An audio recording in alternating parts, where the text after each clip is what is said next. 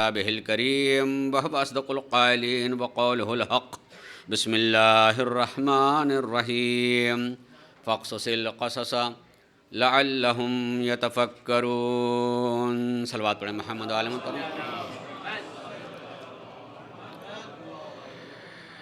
سورہ اعراف کی آیت نمبر 176 کے عنوان کہ آیہ کریمہ کے ذیل میں اپنے عنوان کو میں آگے بڑھا رہا ہوں مسلسل، اور صحیح کی تھی، کوشش کی تھی، اگرچہ یقیناً جس طرح سے اس موضوع پہ گفتگو ہونی چاہیے ہے، میں خود اپنے اعتبار سے مطمئن نہیں ہوں کہ اتنی ہو سکی گفتگو، لیکن ایک رخ ضرور ذہن میں آتا ہے کہ ہم عزاداری کو سمجھیں، عزاداری کی عظمت کو سمجھیں، اس کی پاکیزگی و طہارت کو سمجھیں. یہ کوئی کسی مذہب کے رسومات میں سے ایک رسم کا نام نہیں ہے، بلکہ یہ انسان کے حیات اور زندگی کے چراغ کا نام ہے کہ ان سے انسان جو ہے زندگی گزارنے کی روشنی حاصل کر سکتا ہے. اور یہ قرآن کا اور رسول کے احکامات میں سے ہے، اگرچہ اسے واجب قرار نہیں دیا ہے، مگر قرآن ہم سے چاہتا ہے کہ واقعات کو بھلایا نہ جائے. رسول ہم سے چاہتے ہیں کہ اہم ترین واقعات کو فراموش نہ کیا جائے. میں ترجمہ کر کے آج شاید میں اس طرح سے گفتگو نہیں کر پاؤں گا، اور جان بوجھ کے نہیں کروں گا، اس لیے کہ شب عاشور ہے. چند باتیں ضرور کہوں گا جو ہماری زندگی سے متعلق ہیں، اس طرف متوجہ ہوں گے، اور ہو سکتا ہے کہ میں اپنا وقت زیادہ آج کا مصائب کے رخ سے، اس لیے کہ بہرحال یہ بھی آج کا رخ ہے اہم ترین. اور یقیناً شاید کبھی انسان کا دل بھر آتا ہو اور معرفت کے ساتھ آنسو نکل آتے ہیں. بڑی قیمت رکھتا ہے یہ آنسو، انسان کے گناہوں کو جہاں دھل دیتا ہے، اسی کے ساتھ ساتھ جو ہے یقیناً یہ کام آنے والے ہیں قیامت کے دن بھی. اس رخ سے تھوڑی سی گفتگو کروں گا.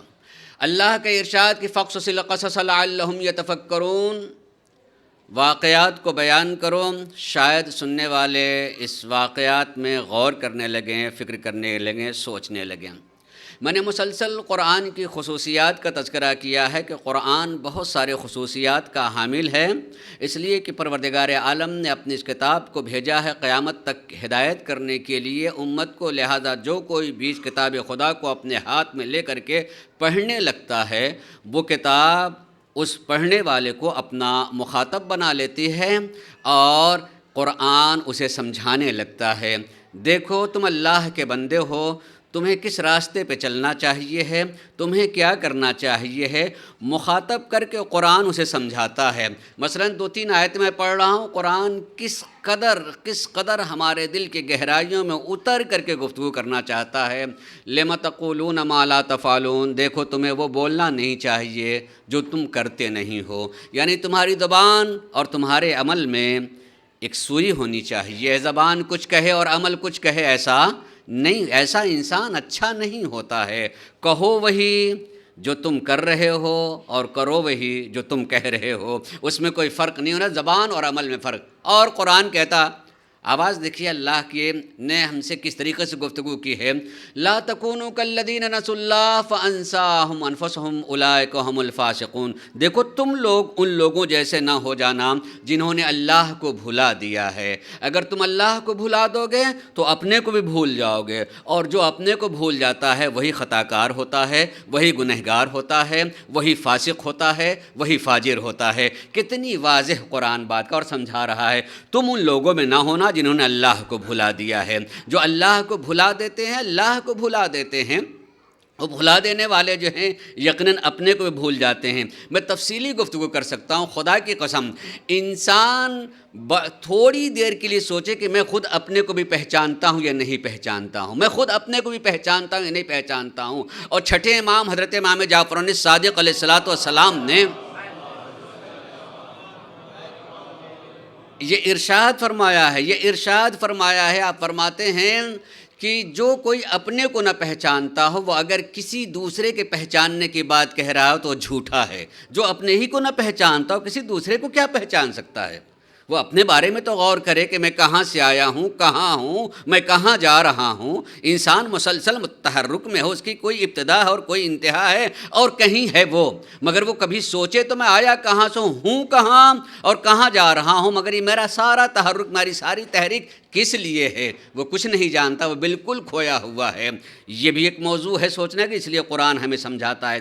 مگر قرآن کی ایک آیت میں پڑھ رہا ہوں، قرآن ہم سے گفتگو کرتے ہوئے کہتا ہے، اس کے بعد میں اپنی اگلی بات کہہ رہا ہوں۔ قرآن کہتا ہے یا ایھا الذین آمنوا آمنوا باللہ ورسولہ، اے مومنو، اے وہ لوگوں جو کہ ایمان لائے ہو، ایمان لاؤ، جو ایمان لائے ہو ایمان لاؤ۔ یعنی قرآن ہم سے کیا کہہ رہا ہے؟ ہمیں مومن بھی کہہ رہا اور ایمان لانے کی بات بھی کہہ رہا ہے، یا ایھا الذین آمنوا آمنوا باللہ ورسولہ، مومنوں اللہ اور رسول پر ایمان لاؤ۔ یعنی قرآن ہم سے کہنا یہ چاہتا ہے ابھی تم زبان کے مومن ہو، ذرا عمل کے بھی تو مومن بن جاؤ۔ ہاں، زبان سے ہر آدمی مومن بنے گا ہو سکتا ہے، لیکن عمل کے اعتبار سے وہ اسے مومن بننا چاہیے۔ یا ایھا الذین آمنوا آمنوا باللہ، یعنی ہم اپنے کو دیکھیں، سوچیں، غور کریں کہ صرف ہم اپنے زبان کے مومن نہ رہیں بلکہ عمل کے بھی مومن بنتے چلے جائیں۔ یہ قرآن کی خصوصیات میں سے ہے، اس لیے واقعات کو بھی بیان کیا ہے ذرا سا اپنے موضوع سے ربط کرتے ہوئے۔ کل بہت ساری باتیں میں نے ناقص چھوڑی تھی مگر آج نہیں پوری ہو سکتی ہیں۔ قرآن کی ایک خصوصیت اور ہے، ایک سنیں، خصوصیت قرآن کی ایک اور ہے۔ اگر قرآن پڑھنے والا ذرا سے اس پر غور کرے گا تو خالی غور کرنے کی بنیاد بہت سارے مسائل اس کے حل ہوتے چلے جائیں گے۔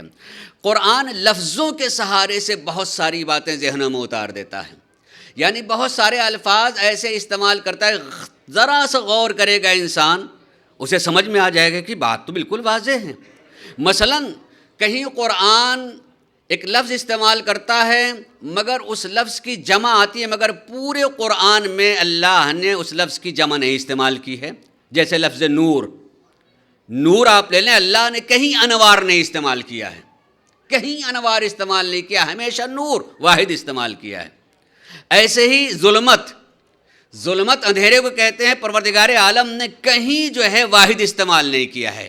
نور ہمیشہ واحد استعمال کیا ہے اور ظلمت ہمیشہ جمع استعمال کی ہے، ظلمات ظلمات ظلمات، یعنی لفظیں استعمال کر کے بتانا چاہتا ہے معبود حق ہمیشہ ایک ہوا ہوتا ہے، باطل بہت سارے ہو سکتے ہیں، اس لیے اس کے استعمال سے بھی۔ لیکن اتنا بات کہنے کے بعد، جیسے مثلاً قرآن کریم نے لفظ اسوہ استعمال کیا ہے، اس کی جمع آتی ہے مگر ہمیشہ اس کا لفظ جو استعمال کیا ہے اسوہ واحد استعمال کیا ہے، اسوہ واحد استعمال کیا ہے۔ اور ایک اسی کے مقابلے میں ایک لفظ استعمال کیا ہے قرآن نے، اساطیر، اسوہ و اساطیر۔ یہ بہترین موضوع ہے، غور کریں کبھی کبھی قرآن استعمال کرتا ہے اسوہ اور اساطیر، معصومین کے لیے، اور خصوصاً نبی کو تو نام لے کر کے کہا ہے کہ اسوہ ہے، احادیث میں سارے معصومین کے لیے ہے کہ اسوہ ہے، اور سارے معصومین نے خاتون جنت کے لیے کہا ہے کہ ہم ساری مخلوق کے لیے اسوہ ہیں اور ہمارے لیے ہماری دادی فاطمہ الزہرا اسوہ ہیں۔ یعنی اسوہ جو ہیں ایک قرآن نے واحد استعمال کیا ہے اور اساطیر جمع استعمال کیا ہے۔ اسوہ اس عمل کو کہا جاتا ہے جس کو دوسرا آدمی بھی اپنا سکتا ہے، اساطیر اس عمل کو کہہ سکتے ہیں جسے سن کے آدمی صرف خوش ہو سکتا ہے یا ڈر سکتا ہے مگر اپنی زندگی میں اتار نہیں سکتا، اسے اساطیر کہا جاتا ہے۔ عزیزو، اگر ایسے واقعے بیان کیے جائیں جن واقعے کا تعلق ہماری زندگی سے نہ ہو تو وہ اساطیر ہو جاتے ہیں، اور جن واقعے سے آدمی اپنی زندگی بنا سکتا ہو اسے اسوہ کہا جاتا ہے۔ صلوات پڑھیں محمد و آل محمد پر۔ آخری بات اس سلسلے کی دیکھیے، قرآن نے چونکہ انسان متحرک ہے، ہر چیز میں حیات کی علامت اس کی حرکت ہوتی ہے، اگر حرکت نہ ہو تو موت ہے۔ ایک دن اشارتاً بات کہی تھی، مثلاً پانی بھی، یہ پانی، بہتا ہوا پانی جو ہے حیات دیتا ہے، ٹھہرا ہوا پانی جو ہے حیات نہیں دیتا ہے۔ اگر بہتے ہوئے پانی کو آپ بوتل میں بند کر دیں گے تو اس میں تاریخ ضرور دینی پڑے گی کہ کب تک اس میں حیات ہو سکتی ہے، لیکن جو بہتا ہوا پانی ہوتا ہے اس کے لیے تاریخ کی ضرورت نہیں ہوتی ہے، اس کے لیے تاریخ ضرورت نہیں، جو چل رہا مسلسل حرکت میں ہوتا ہے وہی حیات دیتا ہے۔ کربلا تحریک کا نام ہے، میری بات میں، کربلا ایک تحریک کا نام ہے، اس میں حرکت ہے پائی جاتی ہے، اسی لیے جو معصومین نے اس کی تاکید کی ہے، جس میں حرکت ہوتی ہے وہی دوسرے کو حیات بھی دے سکتا ہے۔ ٹھہر جائے پانی تو اس میں کیڑے مکوڑے پیدا ہو جاتے ہیں، دوسروں کی حیات کو ختم کر دینے کے لیے تیار ہے۔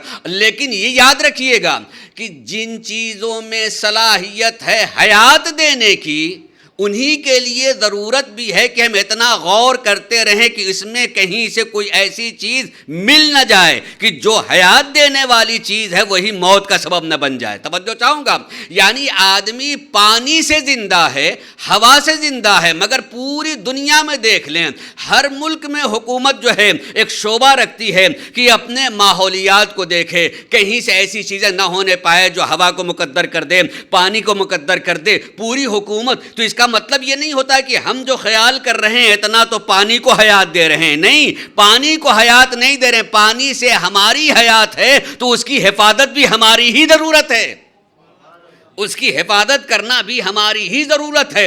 ایسے ہی دین سے روحانی حیات ہے، کربلا سے روحانی حیات ہے، اس لیے ضرورت ہے کہ خالی مناتے نہ رہیں بلکہ منانے کے ساتھ دیکھتے بھی رہیں کہ اپنے اپنے خیالات لوگ نہ ملا دیں، ورنہ وہی چیز جس سے حیات ملا کرتی ہے ہو سکتا ہے کہ وہی جو ہے نقصان دہ بھی ثابت ہو سکتی ہے۔ ضرورت ہوتی ہے جس سے حیات ہو اس کی حفاظت بھی کی جائے۔ مگر جس بات کی طرف میں آپ کے ذہن کو لے کے جانا چاہتا تھا کہ لفظیں قرآن نے استعمال کی ہے، لفظیں استعمال کرتے ہوئے قرآن نے 3 لفظیں استعمال کی ہیں راستے کے لیے۔ توجہ چاہوں گا اس پر، 3 لفظیں قرآن نے راستے کے لیے استعمال کی ہے۔ ایک لفظ ہے سبیل، فی سبیل اللہ، اللہ کی راہ میں، اس کی جمع آتی ہے سبل، سبیل راستہ، سبل راستے۔ دوسرا لفظ استعمال کیا قرآن نے طریق، طریق کے معنی ہوتے ہیں راستہ کے، اور اس کی جمع ہے طرق، راستے۔ اور تیسرا لفظ استعمال کیا ہے قرآن نے راستے کے لیے صراط۔ توجہ چاہوں غور کیجیے گا، تیسرا لفظ قرآن نے استعمال کیا ہے صراط۔ صراط کی جمع نہیں آتی ہے، توجہ چاہوں غور کیجیے گا۔ صراط کوئی بھی عربی داں جو ہے کہیں بھی جا کے دیکھ لے، پڑھ لے، صراط قرآن نے لفظ استعمال کیا ہے صراط راستے کے معنی میں جس کی جمع نہیں آتی ہے، اور ہم سے کہا جب تم ہمارے بارگاہ میں آؤ تو مقصد کی دعا نہ کرو، راستے کی دعا کرو۔ توجہ چاہوں گا اور کیجیے گا اس پر، مقصد کی منزل کی دعا نہیں، راستے کی دعا، اہدنا الصراط المستقیم، اہدنا الصراط المستقیم۔ لیکن اپنے تک پہنچنے کے لیے جو لفظ استعمال کیا قرآن میں اللہ نے وہ لفظ صراط، اور ایسا لفظ استعمال کیا کہ جس کی جمع نہیں آتی، یہ استعمال کر کے خدا بتانا چاہتا ہے مجھ تک پہنچنے کا راستہ ایک ہی ہے، مجھ تک پہنچنے کا راستہ ایک ہے، ورنہ ذہنوں کو بہکایا جا سکتا ہے کہ سبھی راستے وہیں تک جاتے ہیں، سبھی راستے وہاں تک جاتے ہیں، یہ بھی وہیں جاتا، وہ بھی وہیں جاتا، وہ بھی وہیں جاتا ہے۔ عزیزو، اس میں بھی مستقیم کا لفظ لگا کر کے اللہ بتانا چاہتا ہے مستقیم راستے بہت ہو سکتے ہیں، لیکن جو بھی سیدھے راستے ہیں، ہر سیدھے راستے کی ابتدا بھی الگ ہوگی، انتہا بھی الگ ہوگی۔ توجہ چاہوں گا، ابتدا بھی الگ ہوگی، انتہا بھی الگ ہوگی۔ اور اگر بہت راستے الگ ہوں، بہت راستے ہوں اور سب کی انتہا اور ابتدا ایک ہو تو سیدھے نہیں ہو سکتے، ٹیڑھے ہوں گے۔ ابتدا اور انتہا اگر ایک ہو تو پھر سیدھے نہیں ہو سکتے، اس لیے اللہ نے مستقیم کا لفظ استعمال کر کے بتایا، صراط بھی وہ لفظ استعمال کیا ہے کہ راستہ ایک ہی ہے۔ اگر یہ بات سمجھ میں آ جائے تو غدیر کی اہمیت کا احساس ہو جائے گا، کہ اس لیے کہ ہمارے آخری نبی تک رستہ نبیوں کا پتہ ہے، لیکن اس کے بعد اس رستے کی تسلسل کیا ہوگا غدیر میں آ کر کے بتایا۔ اسی لیے مولا علی مسلسل اعلان کرتے رہے، انا واللہ صراط اللہ المستقیم، میں ہی اللہ کا سیدھا راستہ ہوں۔ صلوات پڑھیں محمد و آل محمد پر۔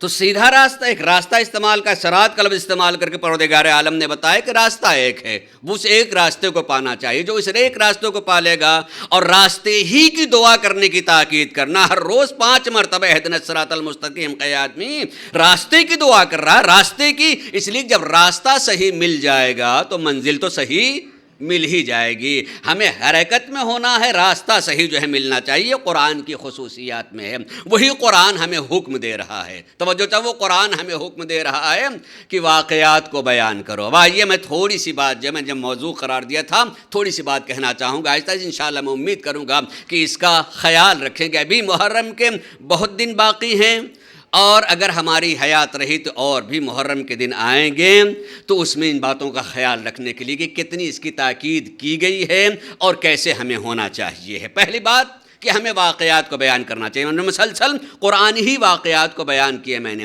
اسی تسلسل سے اس کا جز بیان کر رہا ہوں۔ ایک اور بہترین قصہ جسے اور بہترین واقعہ قرآن نے جس واقعے کو کہا ہے وہ ہے حضرت یعقوب و یوسف کا واقعہ، جناب حضرت یوسف کا واقعہ۔ سورہ یوسف کے نام سے بھی پورا واقعہ پہ اتنی لمبی سورہ ہے اور اس میں پورے واقعے کو بیان کیا گیا۔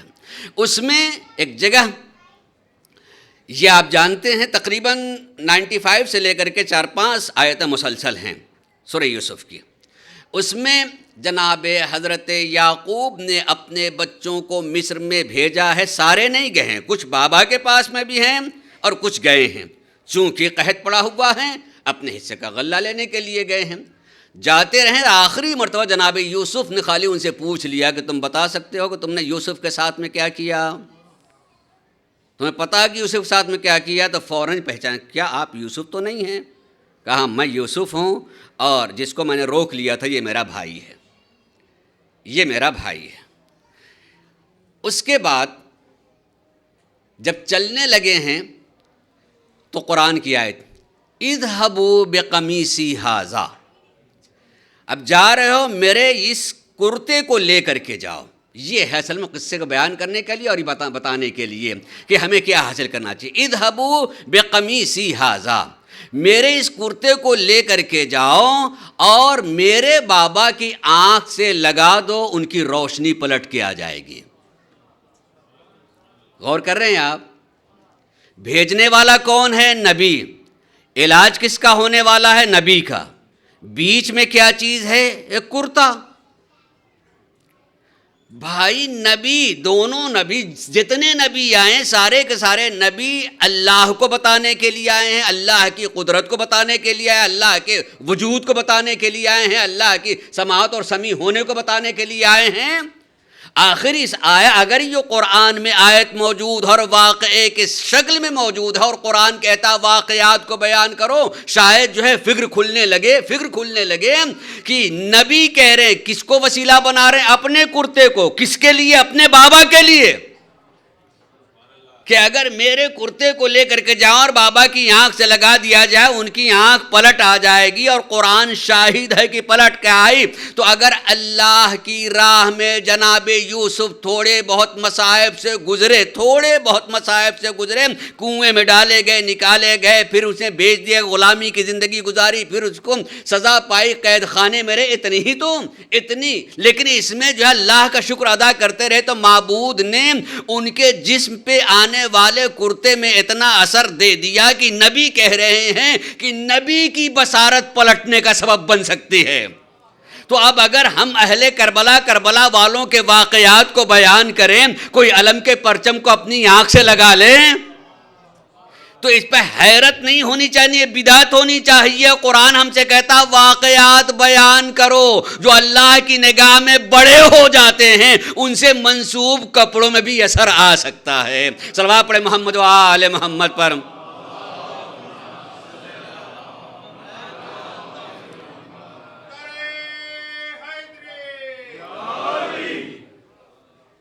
لیکن اسی واقعے کے اس کی بعد والی آیت میں فوراً یہ ہے کہ جب لے کے چلے، وہاں سے چلے، تو ادھر جناب یعقوب اپنے بچوں کے ساتھ میں بیٹھے ہوئے تو جو رہ گئے ساتھ میں، تو جناب یعقوب نے بات کہی کہ مجھے یوسف کی خوشبو محسوس ہو رہی ہے۔ تو اس کے بعد جو بچے ان کے رہ گئے تھے ان کے ساتھ میں، تو انہیں نے کیا کہا؟ قالوا تاللہ، قسم ہے اللہ کی قسم۔ دیکھیے قرآن میں سب سے بڑی قسم کس کو جو بے کے ذریعے سے اور واو کے ذریعے سے اور تے کے ذریعے سے قسم کھائی جائے، واللہ، باللہ اور تاللہ، یہی اصل میں قسم ہے۔ اس قسم کا قالوا تاللہ، خدا کی قسم، آپ جو ابھی اسی پرانی گمراہی میں پڑے ہوئے ہیں، اسی پرانی گمراہی میں، یعنی جو جرم کیے ہوتا ہے وہی جو ہے حق پر رہنے والوں کے لیے کہتا ہے یہ گمراہ ہیں، یہ گمراہ ہیں، یہ گمراہ ہیں۔ تو جو حق پہ ہے انہیں گمراہ کون کہہ رہا ہے؟ جس نے جرم کیا ہوا، یہ پرانی گمراہی میں پڑے ہوئے ہیں، مجھے یوسف کی خوشبو آ رہی ہے، مجھے یوسف کی مگر انہیں کچھ نے کہا ادھر سے لے کے چلیں، بیٹے انہی کے ہیں، مگر جناب یوسف نے جب ان کو دے دیا تو ہو سکتا تھا وہ کہہ دے بھئی یہ اپنے جسم کا کرتا اتار کے لیں، اس میں کہاں سے اثر آئے، ایک بابا کی آنکھ جو ہے اس میں آ سکتی ہے، مگر نہ جانے کس انداز میں جناب یوسف نے کہا تھا کہ ان کے دل میں ایمان آ گیا، لیکن ورنہ کہیں پھینک سکتے تھے، جو یوسف کے پھینک سکتے تھے، کرتے کے پھینکنے میں کیا تھا، کرتے میں پھینک دینے میں کیا تھا، لیکن لے کر کے آئے اور لا کے بابا، قرآن پڑھ لیجئے گا، بابا کے ہاتھ میں کرتے کو نہیں دیا تھا، اپنے ہاتھ سے ان کے آنکھوں پہ ڈالا، اور ڈالتے ہی بینائی پلٹ کر کے آ گئی، یعنی جیسا ایمان لے کر کے آئے تھے ویسے ہی دیکھ بھی لیا، وہی دیکھ لیے۔ بس اتنا کہنے کے بعد عزیزان گرامی، میں بیان کرنے کے بعد چند چیزیں تھیں لیکن انشاءاللہ 2 مجلسیں اور میں اس میں تذکرہ کروں گا، میں صرف اتنی بات بتانا چاہتا ہوں اور حوالہ بھی دے رہا ہوں کہ کس طریقے سے اس کے عزاداری کے فوائد، عزاداری کے واقعاً جو ہے اس دنیا میں ملنے کے لیے اگر ایمان جو انسان کا جو ہو کہ امام کے صدقے میں چیزیں کیسے ملتی ہیں۔ ایک آیت اللہ ہے بروجردی کا واقعہ، دوسرے جو ہے آیت اللہ ہے ابو القاسم خوئی کا واقعہ، یہ دو ذرا سا پہلے کہ جناب آیت اللہ ہے بروجردی ممکن ہے کہ ہمارے ایک نسل کو پتہ ہو، لیکن آیت اللہ ابو القاسم خوئی اکثریت جو ہے ان کو جانتے ہیں، ہماری ہی اسی دور کے، ابھی کتنے دن ہوئے ہیں ان کو اس دنیا سے اٹھے ہوئے۔ توجہ چانس پہ غور کیجیے گا، کتاب کا نام بتا رہا ہوں، آداب عزاداری سید الشہداء، حسن سمنانی کی لکھی ہوئی، جہاں سے واقعات انہیں نقل کی اس کتابوں کا بھی انہیں نے حوالہ دیا ہے، اس میں پڑھ سکتے ہیں۔ حضرت آیت اللہ بروجردی اپنے واقعے کو بیان کر رہے ہیں کہ میری آنکھ میں کچھ شکایت پیدا ہو گئی، جس کے درد ہوتا تھا اور درد ہونے کے ساتھ ساتھ جو ہے روشنی کم ہونے لگی، میں نے اس کا بہت علاج کیا، کسی ایک عام آدمی کی بات نہیں ہے، اور شاید اسی لیے بھی بات کہی جا سکتی ہے ایک عام آدمی کا بھی ایمان محکم ہو سکتا ہے خاص آدمی سے بھی، لیکن ایک خاص آدمی کے لیے بہرحال پہلے سمجھ میں آتا ہے کہ اس کا ایمان کتنا محکم ہو سکتا ہے۔ آپ ایام عزا گئے ہیں مجلس میں شریک ہونے کے لیے، لیکن جب کوئی تکلیف میں ہوتا ہے تو اس کا دل میں ایک مرتبہ آتا ہے، اور خصوصاً جو وسیلے کا قائل ہو ضرور اس کے دل میں آتا ہے کہ اگر ڈاکٹر میرے اس بیماری کا جو ہے علاج نہیں کر سکتے ہیں تو سب سے بڑا معالج تو حسین جیسی ذات ہو سکتی ہے، ان کا واسطہ ہو سکتا ہے۔ لہٰذا آپ جو ہے مجلس میں بیٹھے ہوئے تھے، مجلس میں بیٹھنے کے ساتھ ساتھ ماتم ہو رہا تھا، بیٹھے ہوئے ماتم ہونے لگا، ماتم کے درمیان میں کچھ علامتیں جیسے ہمارے یہاں جو ہیں علم یا کوشش لے کر کے آتی، کچھ علامتیں آئیں، اس پر کچھ پھول چڑھائے گئے تھے، پھول لگے ہوئے تھے، اس کا صحرا جس کو ہم کہتے ہیں اس طرح کی چیز لگی ہوئی تھی، اور چلتے ہوئے وہ گرا اور ایک ماتم کرنے والے کے قدم کے نیچے آیا، اور اس وقت جو ہے قریب سے انہیں آیت اللہ نے اس کو دیکھا، اور دیکھ کر کے صرف ایک مرتبہ دل بھر آیا کہ مولا حسین اس میں شفا دے سکتے ہیں، آقا حسین اس میں شفا دے سکتے ہیں، اور وہ پھول کی ایک پنکھڑی کو جو ایک ماتمدار کے قدم سے دب گئی تھی اس کو اٹھایا اور اپنی آنکھوں سے لگا لیا، لگا لینے کے بعد وہ کہتے ہیں کہ اس دن کے بعد سے جو درد گیا اور پھر روشنی، گئی ہوئی روشنی واپس نہیں آتی عام طور سے، لیکن کہ اگر جناب یوسف کا کرتا روشنی دے سکتا ہے تو امام حسین کا نام بھی روشنی دے سکتا ہے۔ یقیناً اس میں لکھا ہوا لکھتے ہیں کہ ان کے بعد یہ شکایت جو ہے ختم ہو جاتی ہے۔ ایسے ہی ابو القاسم خوئی علیہ الرحمہ سے متعلق پورے واقعے کو نقل کیا ہے، اور اس میں تو مجھے حوالہ بھی یاد رہ گیا ہے کہ ان کے انٹرویو کو چھاپا تھا جامع جم اخبار ایران کا فارسی زبان میں، اور وہیں سے انہیں نقل کیا ہے کہ میرے والدین کے ہاں جو اولاد پیدا ہوتی تھی 2-3 سال سے زیادہ عام طور سے زندہ نہیں رہ پاتی تھی، اور نہ رہنے کی وجہ سے ظاہر ایک ماں کو خواہش ہوتی کہ اولاد زندہ نہیں تو اب زندہ بھی رہے، تو منت مانی ہے، توجہ چاہوں گا، منت مانی ہے کہ اگر میری یہ اولاد، خود ابوالقاسم، جب ابوالقاسم خوئی علیہ الرحمہ پیدا ہوئے ہیں تو، کہ اگر یہ زندہ رہ گئی تو میں سے نظر مانی کسی زندہ رہنے کے لیے میں محرم میں، مسلسل محرم میں سیاہ لباس پہناؤں گا۔ سیاہ لباس پہنایا امام حسین کے نام پر، اور پورے محرم میں ان کے بال وغیرہ نہیں بناؤں گا، نہیں بناؤں گی، نظر مان لی۔ جب ختم ہو جائے گا تو سوچتا بال کٹوا کر کے اس کے لیے صدقہ دیا جتنے دیتے رہتے، لیکن سیاہ لباس پہنانے کے لیے۔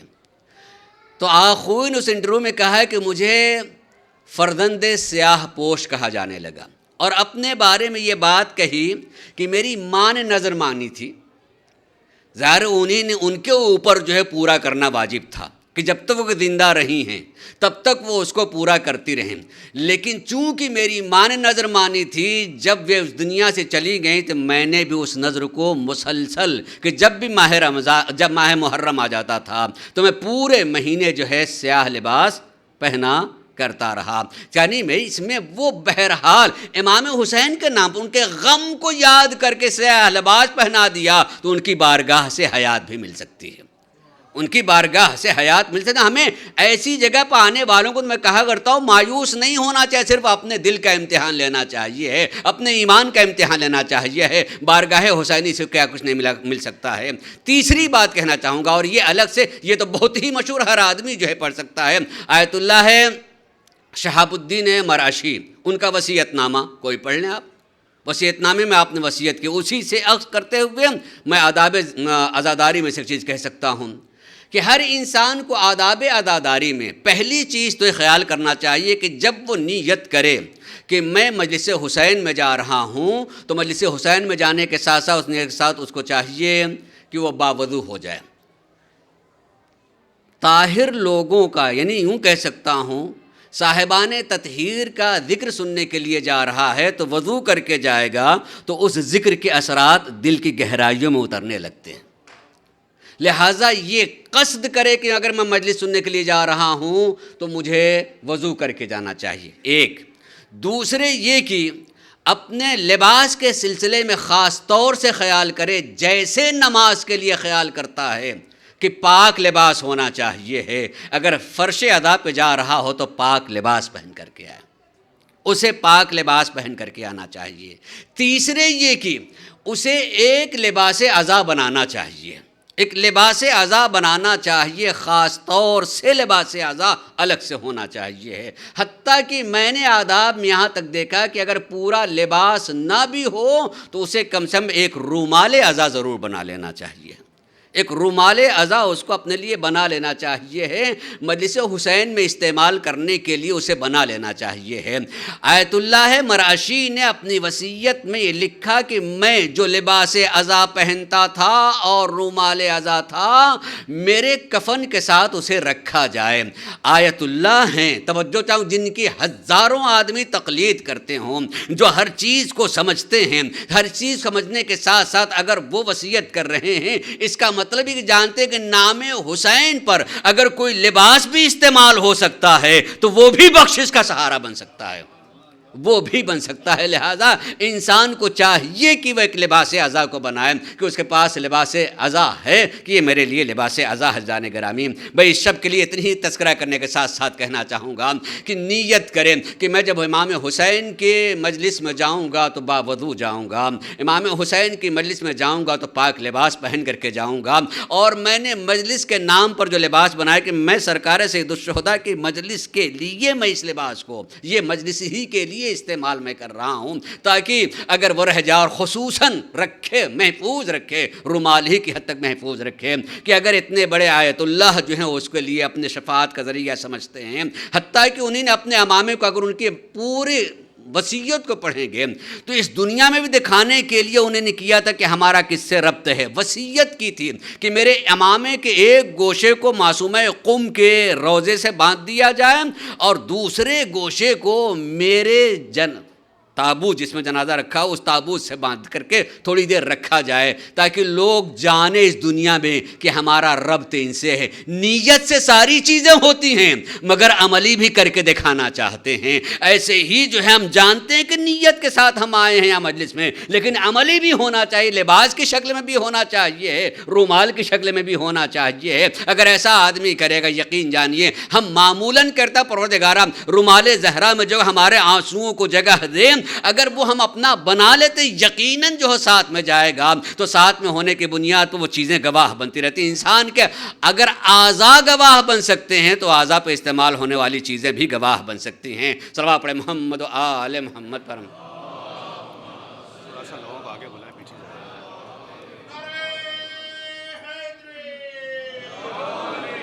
میں تقاضا کیا کہ واقعاً باہر پیچھے ذرا سے تھوڑا سا جگہ ہے، تھوڑا سا آگے چلے آئے، میں نے آج کہا تھوڑا سا آگے آ جائیں۔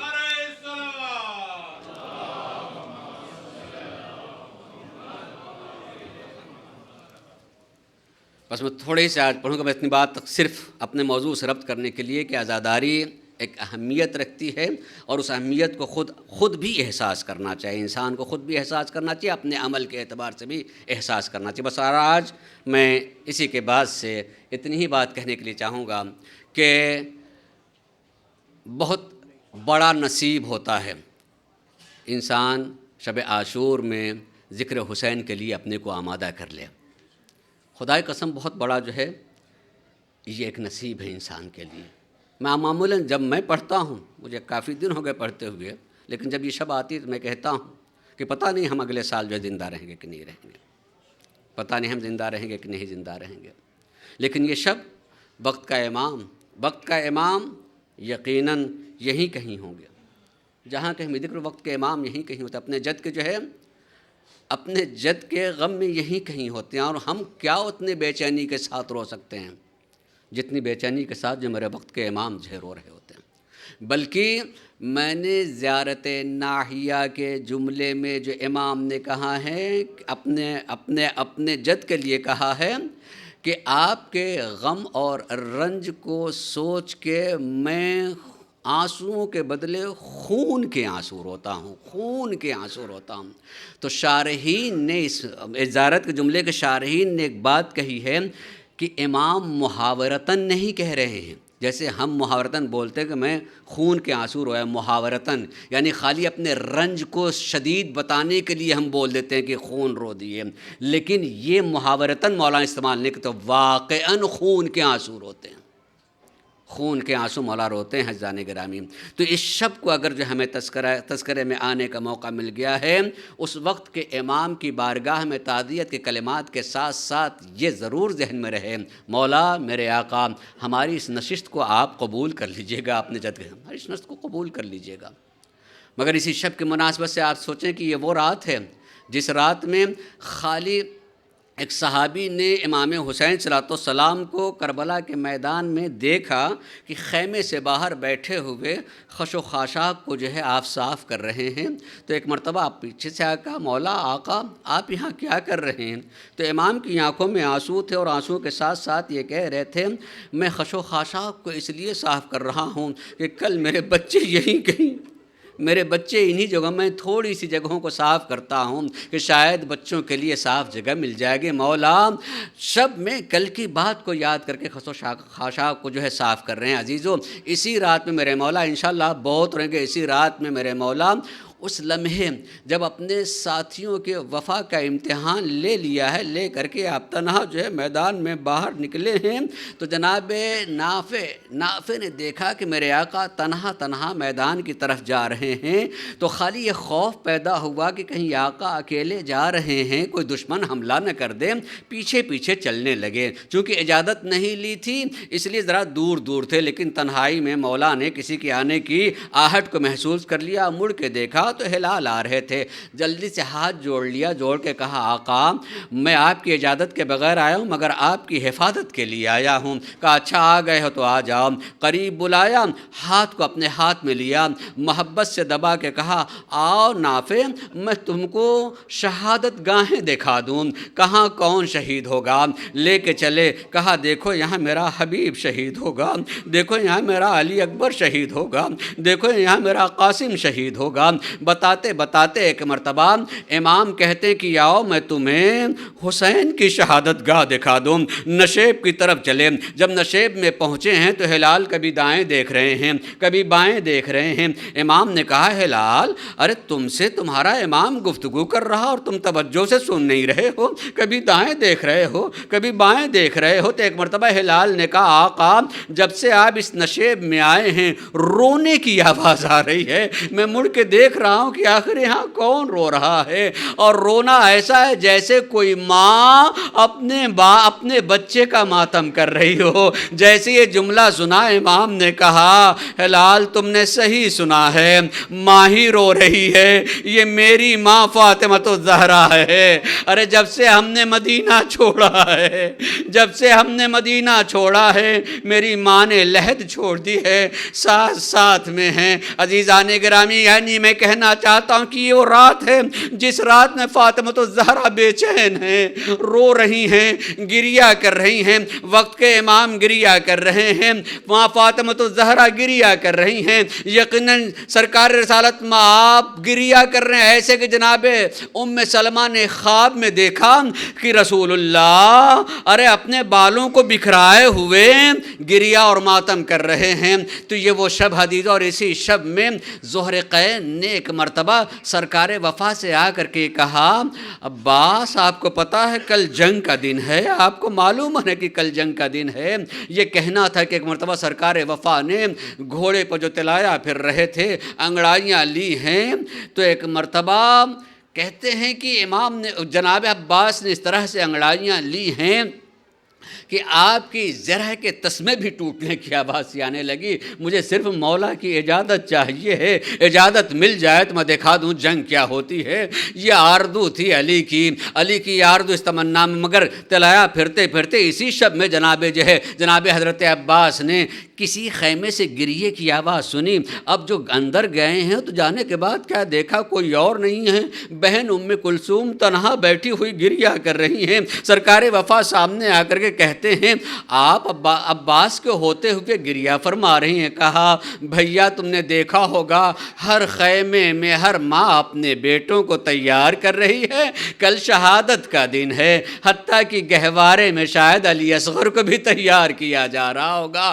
عزیزان گرامی بس اسی یہیں تک لانے کے لیے، ذہن کو لانے کے لیے اتنی بات کہنا چاہوں گا، اللہ جن ماؤں کی گودیوں میں چھوٹے چھوٹے بچے پل رہے ہیں، پروردگارا علی اصغر کا واسطہ انہیں حیات دے دینا، انہیں زندگی دینا نام حسین پہ۔ لیکن جو ماں جو ہے بچوں کو پال رہی ہے، کل جب عاشور کا دن آ جائے تو عاشور کے لیے جو ہے ایسی ماؤں کے لیے مستحب ہے کہ تھوڑی دیر کے لیے اپنے بچوں کو اپنے سے جدا کر دینا، دور کر دینا، تھوڑی دور کے لیے انہیں دودھ نہ پلانا، اور جب بچہ بھوک سے رونے لگے تو رباب کے علی اصغر کو یاد کر لینا، رباب کے علی اصغر کو یاد کر لینا، یاد ہی کرنے کے لیے کہ اللہ کسی کے بچے کو بھوکا نہ رکھے۔ عزیزان گرامی کسی کے بچے کو بھوکا نہ رکھے، ماں کیسے تڑپ جایا کرتی ہے۔ جناب ہاجرہ سے پوچھیں کہ صرف جو ہے اسماعیل کو ایڑیاں رگڑتے ہوئے دیکھا، ارے کیسے دوڑ دوڑ کر کے پانی تلاش کر رہی ہیں، لیکن وہ ہاجرہ تھیں جب پلٹ کر کے آئی ہیں تو اپنے ہی بچے کے ایڑیوں کے نیچے پانی دیکھ لیا۔ ہاجرہ آپ کے بچے کو پانی مل گیا، آئیے کوئی رباب سے پوچھے، ان کا بچہ رو رہا ہے، تڑپ رہا ہے، اور امام حسین دیکھ رہے ہیں کہ اب کوئی باقی نہیں رہ گیا ہے۔ جب کوئی باقی نہیں رہ گیا ہے، تفصیل سے انشاءاللہ کل سنیے گا، کوئی باقی نہیں رہ جاتا ہے۔ امام حسین علیہ السلام رخصت ہونے کے بعد جو ایک مرتبہ جب میدان میں آئے ہیں تو آ کر کے ایک مرتبہ یہی کہا تھا، اے میرے بہادر ساتھیو، ارے تمہارا حسین تمہیں آواز دے رہا ہے۔ ہے، آخر تم کیوں نہیں آواز دے رہے ہو؟ کٹے ہوئے گلوں سے آواز آنے لگی، اے فرزند زہرا، ہمیں موت نے مجبور کر دیا ہے، ورنہ ہم آپ کی آواز پر 70 مرتبہ بھی قتل ہونے کے لیے تیار تھے۔ امام نے کہا نہیں، جہاں تم ہو وہیں رہو۔ پھر حل من ناصر ینصرنا کی آواز بلند کی، ادھر خیمے میں کوہرام مچ گیا۔ امام حسین پلٹ کر کے آتے تو کیا دیکھا کہ جناب زینب کہہ رہی بھیا آپ نے جو آواز بلند کی ہے، علی اصغر نے اپنے کو جھولے سے گرا دیا ہے۔ عزیز سنتے رہتے ہیں، اپنے کو جھولے سے گرا دیا ہے۔ یہ سننا تھا کہ ایک مرتبہ امام حسین نے کہا کہ لاؤ میرے لال کو مجھ کو دے دو۔ ایک مرتبہ جناب زینب نے لا کر کے دیا۔ بس تھوڑی دیر کے لیے سن لیجئے گا عزیزو، میں دن میں مجلس پڑھ رہا تھا، میں نے تذکرہ کیا تھا کہ جناب حضرت موسیٰ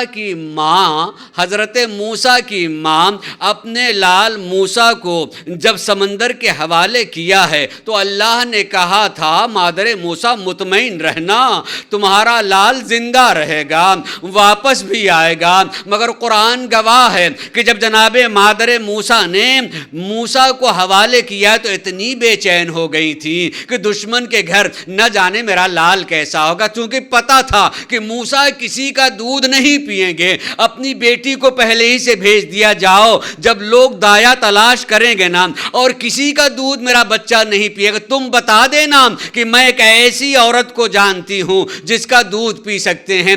بہن چلی گئی، ان کا نام ام کلثوم تھا، چلی گئی، دیکھا کسی کا دودھ نہیں پی رہے ہیں جناب حضرت موسیٰ۔ تو ایک مرتبہ بڑھ کر کے کہا میں ایک ایسی عورت کو جانتا ہوں جن کا دودھ پی سکتے ہیں جناب موسیٰ۔ ایک مرتبہ جیسے ہی آ کر کے اپنی ماں کو بتایا، مادر موسیٰ تڑپ کے پہنچ گئی، اپنے لال کو گود میں لے لیا، دودھ پلا لیا۔ مگر ادھر جب امام حسین لے کے چل رہے ہیں جناب حضرت رباب، ارے صبح سے دیکھ رہی ہیں جو گیا ہے واپس نہیں آیا ہے۔ ارے ایک مرتبہ حسرت کی نگاہوں سے دیکھنے لگی، میرا لال جا رہا ہے، میرا لال جا رہا ہے۔ عزیزو، اللہ کسی ماں کو یہ موقع نہ دکھائے کہ 6 مہینے کا بچہ 3 روز کا بھوکا اور پیاسا میدان کی طرف لے کے جا رہا، اللہ کسی باپ کو یہ موقع نہ دکھائے کہ اپنے بچے کے لیے پانی مانگ رہا ہو۔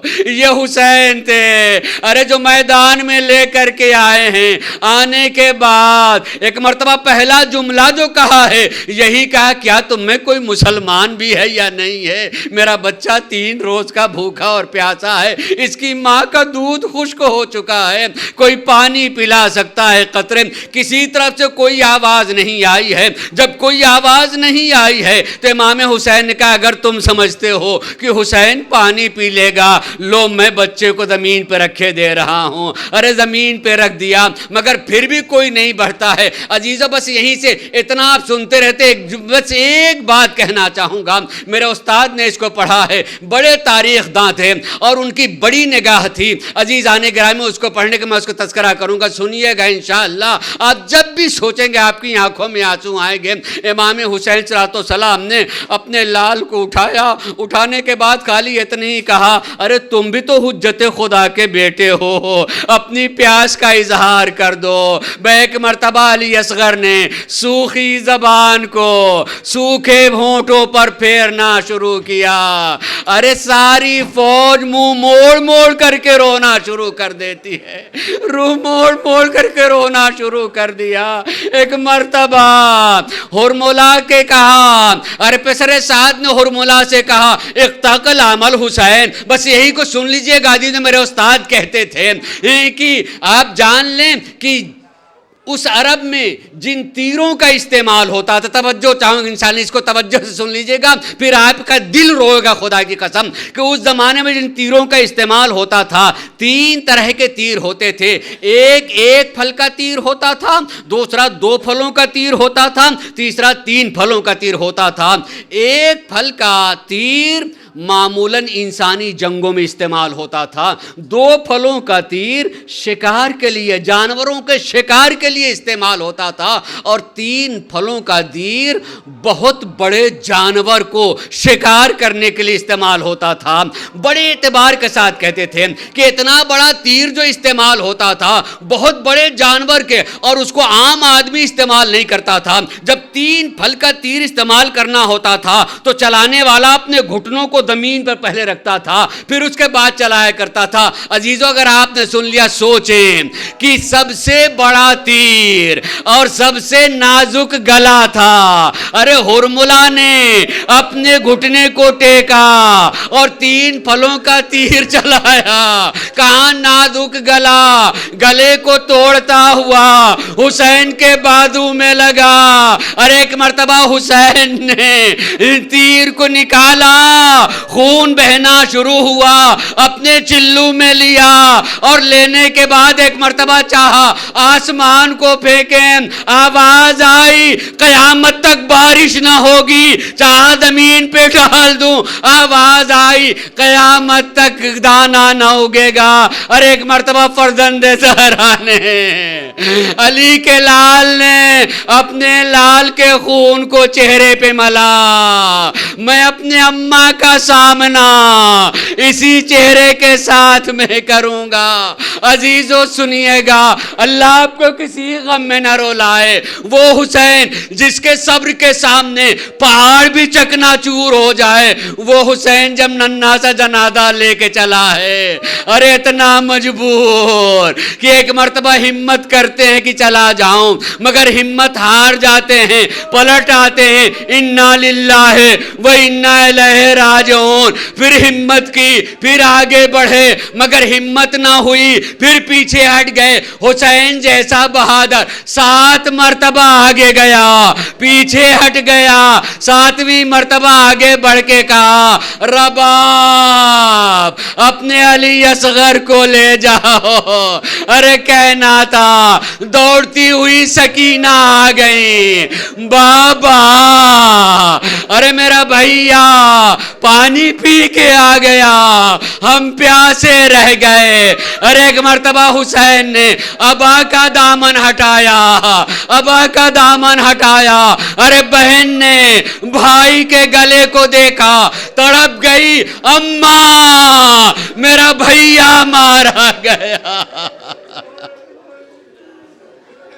اماں میرا بھیا مارا گیا. ارے کتنا بڑا کلیجہ تھا رباب کا، کتنا بڑا کلیجہ تھا رباب کا.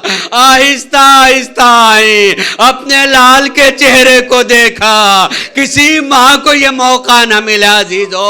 ایک مرتبہ جیسے ہی دیکھا، ایک ہی جملہ دہرایا، مثل کا ینہر، میرے لال کیا تمہارے جیسے چھوٹے بچے کو بھی نہر کیا جاتا ہے؟ یعنی بتانا چاہتے ہیں ارے اونٹ کو نہر کیا جاتا ہے جو اتنا بڑا ہوتا ہے. میرے لال، میرے علی اصغر، آخر تم کو بھی نہر کر دیا.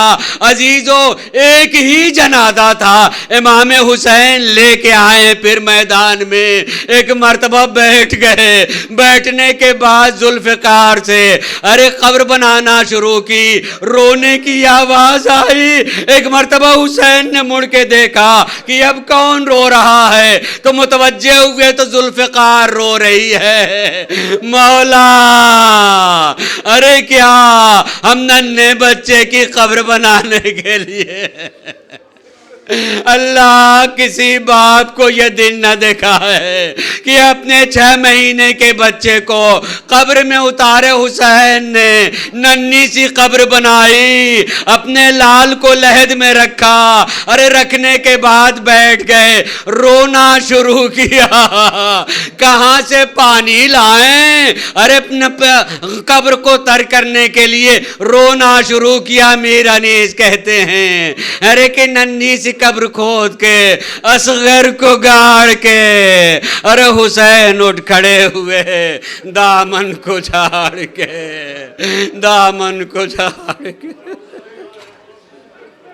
ماتم حسین.